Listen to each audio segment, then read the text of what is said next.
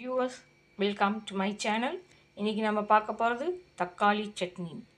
தக்காளி சட்னி இது வணக்க வேண்டாம், அப்படியே வெங்காயம் உரித்து வச்சுக்கோங்க, தக்காளி அறுத்துருங்க, மிக்சியில் டைரெக்டாக போட்டு அப்படியே பச்சையாக அரைச்சிட்டு தேவையான கடுகு கருவேப்பிலை தாளித்தா சூப்பரான தக்காளி சட்னி ரெடி.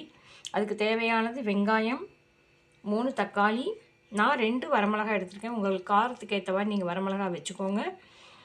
அதுக்கப்புறம் தேவையான உப்பு. ஃபஸ்ட்டு வெங்காயத்தை நல்லா உரிச்சிருங்க, தோல் நீக்கிட்டு கழுவிட்டு தக்காளியும் சின்ன சின்னதாக கட் பண்ணி வச்சுக்கோங்க.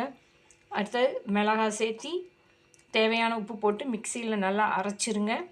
ரொம்ப கெட்டியாகவும் அரைக்க வேண்டாம், ரொம்ப லிக்விடாகவும் அரைக்காமல். அரைச்ச பிறகு தேவையான எண்ணெய் ஊற்றி கடுகு நிறைய கருவேப்பிலை போட்டு தாளித்து வச்சிட்டிங்க அப்படின்னா சூப்பரான தக்காளி சட்னி ரெடி. இது இட்லிக்கு தோசைக்கு சூப்பராக இருக்கும். செஞ்சு பாருங்கள், சாப்பிட்டு பாருங்கள், டேஸ்ட் பண்ணுங்கள்.